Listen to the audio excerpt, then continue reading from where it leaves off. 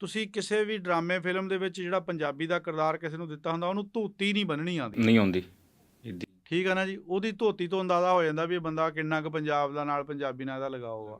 ਫਿਰ ਜੇ ਉਹ ਖਾਲਾ ਘੜਦਾ ਉਹਨੂੰ ਦਿਖਾਉਂਦੇ ਜਾਂ ਪੱਠੇ ਵੱਢਦਾ ਦਿਖਾਉਂਦੇ ਆ ਤੇ ਉਹਦਾ ਉਹ ਤਰੀਕਾਕਾਰ ਹੀ ਗਲਤ ਹੁੰਦਾ ਆ। ਉਹ ਦੇਖਣ ਵਾਲਾ ਬੰਦਾ ਕਹਿੰਦਾ ਵੀ ਉਹ ਨਹੀਂ ਵੀ ਇਹ ਤਾਂ ਬੰਦਾ ਐਵੇਂ ਫੜ ਕੇ ਪਾਇਆ ਆ, ਇਹਦਾ ਪੰਜਾਬੀ ਨਾਲ ਤਲਕ ਕੋਈ ਨਹੀਂ ਹੈਗਾ। ਪੰਜਾਬੀ ਬਣਾ ਜ਼ਰੂਰ ਦਿੱਤਾ ਪਰ ਪੰਜਾਬੀ ਨੂੰ ਸਮਝਣਾ ਬਹੁਤ ਔਖਾ ਆ। ਦੇਖੋ ਅਸੀਂ ਜਦੋਂ ਵਿਆਹ ਸ਼ਾਦੀਆਂ ਕਰਦੇ ਸੀ ਸਾਡੇ ਵੱਡੇ, ਤੇ ਉਹ ਕਿੱਦਾਂ ਘਰਾਂ ਦੇ ਵਿੱਚ ਸੱਦ ਕੇ ਹਲਵਾਈਆਂ ਨੂੰ ਮਠਿਆਈਆਂ ਕਢਵਾਈ ਦੀਆਂ, ਬਿਸਤਰੇ ਇਕੱਠੇ ਕਰੀਦੇ ਸੀ।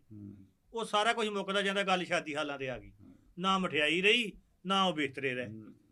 ਹੌਲੀ ਹੌਲੀ ਵਿਆਹ ਵਾਲੇ ਘਰ ਨਹੀਂ ਪਤਾ ਹੁੰਦਾ ਵੀ ਇੱਥੇ ਵਿਆਹ ਹੈ, ਇੱਥੇ ਵਿਆਹ ਵਾ, ਬਲਕਿ ਵਿਆਹ ਵਾਲੇ ਤਾਂ ਆਪ ਸਾਰੀ ਸ਼ਾਦੀ ਹਾਲ 'ਚ ਜਾ ਕੇ ਬੈਠੇ ਹੁੰਦੇ ਆ। ਹਾਂ ਭਾਜੀ ਆਪਣਾ ਮੈਂ ਵੀ ਤੁਹਾਡੇ ਕੋਲੋਂ ਜਾਣਨਾ ਚਾਹੁੰਦਾ ਕਿ ਆਪਣਾ ਜਿਹੜਾ ਵਿਰਸਾ ਸੀ ਨਾ ਅਸਲ 'ਚ ਹੈ ਕੀ ਆ? ਆਪਾਂ ਆਪਣਾ ਵਿਰਸਾ, ਆਪਣਾ ਉਹ ਪੁਰਾਣਾ